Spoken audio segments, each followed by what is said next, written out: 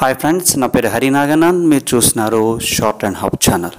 మనము ఈరోజు ఈ వీడియో ద్వారా టీఎస్ఎల్ పిఆర్బి ఈవెంట్స్ ఏదైతే 11/2/2019 మరియు 12/2/2019 యూనిఫామ్గా ఈవెంట్స్ అనేది జరపకుండా డిఫరెంట్ మెథడ్స్లో జరపడం వల్ల కూడా కొంతమంది అభ్యర్థులు క్వాలిఫై కాలేదని చెప్పేసి రిట్ పిటిషన్ అనేది వేయటం జరిగిందని చెప్పేసి నేను ప్రీవియస్గా కూడా చెప్పడం జరిగింది. సో దానికి సంబంధించినటువంటి ఆర్గ్యుమెంట్స్ ఈరోజు కొంత జరగడం జరిగింది. సో దాని గురించి నేను అప్డేట్ అనేది ఇవ్వబోతున్నాను. చూడండి, రిట్ పిటిషన్ నెంబర్ 4420/2009 దీనికి సంబంధించినటువంటి రిట్ పిటిషన్ అనేది ఈరోజు ఆర్గ్యుమెంట్స్ జరిగింది. సో దీన్ని వచ్చేసరికి దగ్గర 15 మంది వరకు కూడా దీన్ని ఫైల్ చేయడం జరిగింది. అలాగే రిట్ పిటిషన్ 3889/2019 దీన్ని 44 మెంబర్స్ కూడా వేయడం జరిగింది. సో ఈ ప్రేయర్ ఏదైతే ఉందో దాన్ని మీకు ఎక్స్ప్లెయిన్ చేయడానికి ప్రయత్నం చేస్తున్నాను. చూడండి, రెండు కూడా సిమిలర్ ప్రేయరు. చూడండి, to issue an appropriate writ order or direction, more particularly one in the nature of writ mandamus.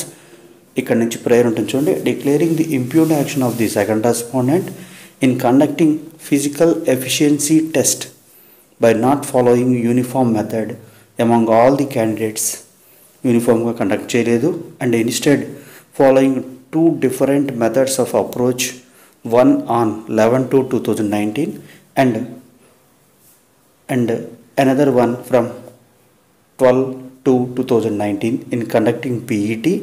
So 11/2/2019 మరియు 12/2/2019కి రెండు డిఫరెంట్ మెథడ్స్లో అనేది ఈ PET అనేది కండక్ట్ చేశారు, అంటే ఫిజికల్ ఎఫిషియన్సీ టెస్ట్ అనేది.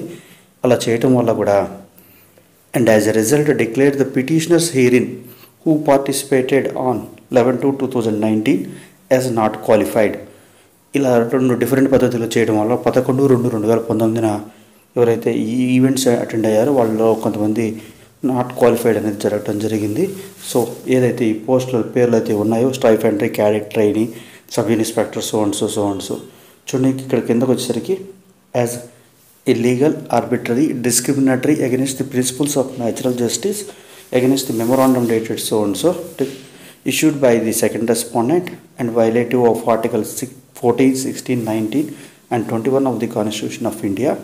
చూడండి, వాళ్ళు prayer ఏమడుతున్నారు, and consequently direct the second respondent to reconduct the physical efficiency test, particularly 800 meters run to the petitioners herein forthwith as per the memorandum so and so issued by the second respondent, and allow the petitioners herein to participate in the further selection process without insisting on physical efficiency test until reconducting particularly 800 meters run in the interest of justice.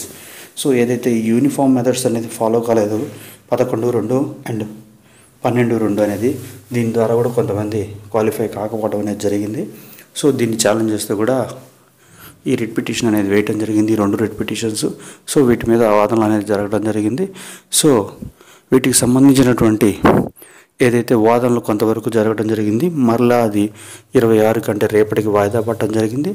So దీని మీద ఒక order అనేది రేపు pass అయ్యేటువంటి అవకాశం ఉంది.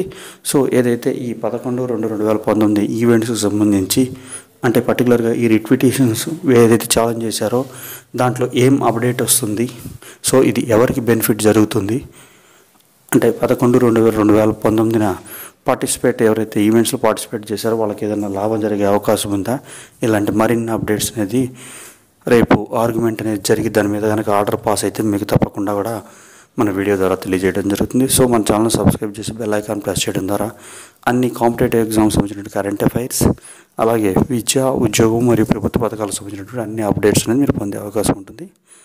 Thank you.